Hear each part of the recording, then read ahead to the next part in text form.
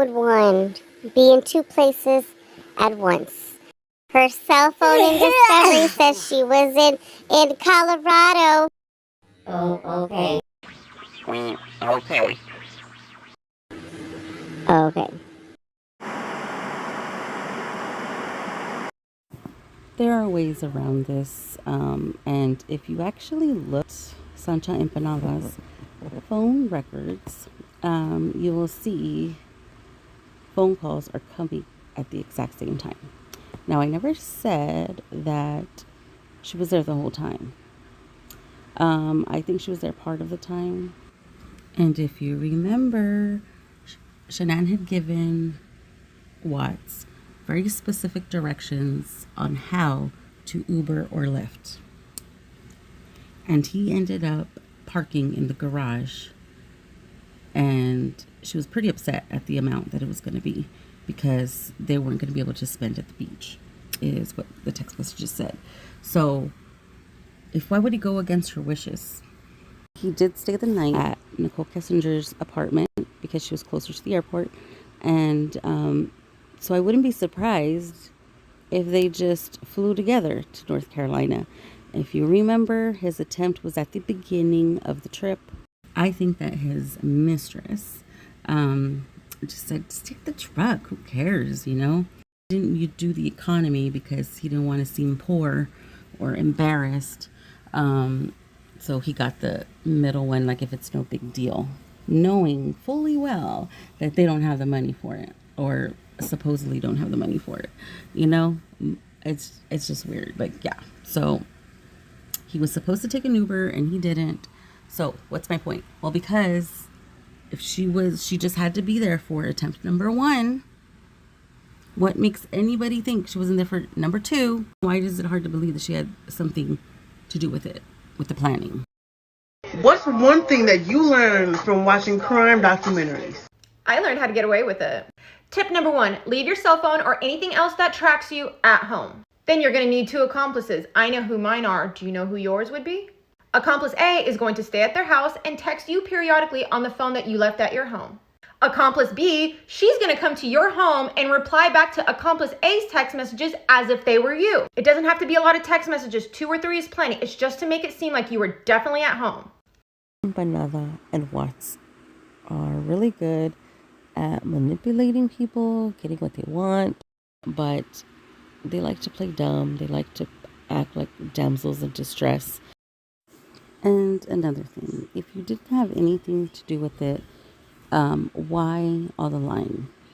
Why was it necessary to lie about the silliest things? Like, I just don't get it. Yes, she cooperated. Yes, she helped police officers fit her narrative. But why lie for somebody you've only met 6 weeks and it's not that serious?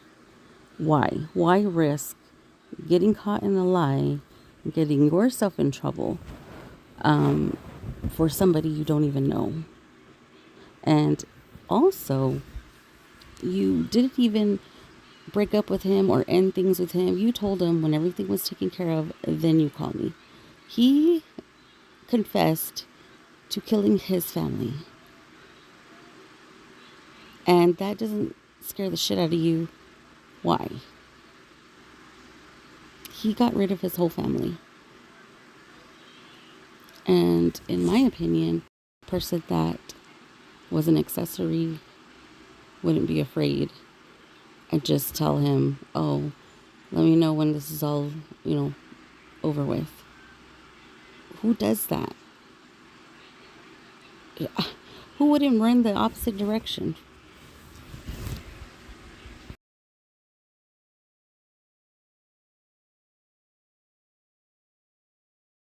Tip number 2, never ever take out a new life insurance policy or up your current one.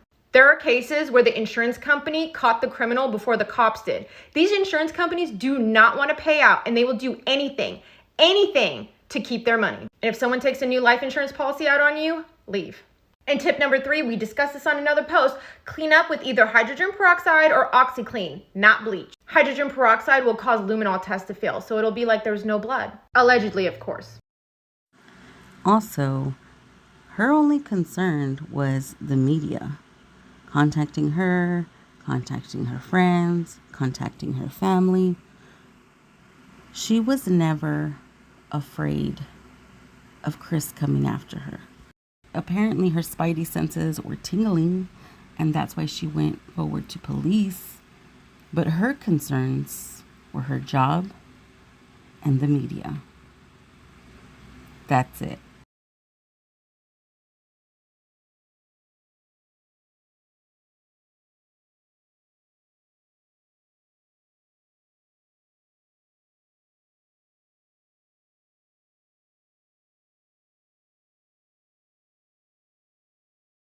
The tragedy of it all. Yes, we have people out here making a mockery out of this. Nobody can take your voice away. This whole nobody can tell you what to do. Like a joke. Nothing. If you want to go with that, if you want. Clearly, he had help. Of us. Who the fuck helped him? Being in this, who helped him? It's always there's always something going on. We're doing dark things. Sort of distraction that he just was traumatized by. That he just was traumatized by. What the hell? Who was it? Who was it? We didn't even get half of us didn't get paid for this. We don't get paid for this abuse. We don't. I do this out of the kindness of my heart. And I respectfully disagree with what you are saying, that we need to move on. We are not part of the spectacle that's going on. There's a lot of us that stay the fuck out of it. For those babies, in my opinion, were tortured before they died. And if you can lay your head at night ignoring that, that's on you. No judgment here. The way you judge me, no, you won't get that judgment from me. That's your choice. Me, on the other hand, I'm gonna use my voice for good no matter what. Nobody's gonna kick me out of anywhere because I'm my own person. I stand here. I've told you guys before. I was supposed to do this with my friends. I was supposed to do it with some family, and everyone backed out. But I felt so passionate about this, and still am very passionate about this. And what they did to those babies is not fair. And when you motherfuckers say to leave emotion out of it, were you never a 5-year-old child that was depending on your parents to take care of you? Or you just grew up, you were just grown all your life? No, we were all vulnerable, innocent children that depended on our parents to take care of us. And it's a shame.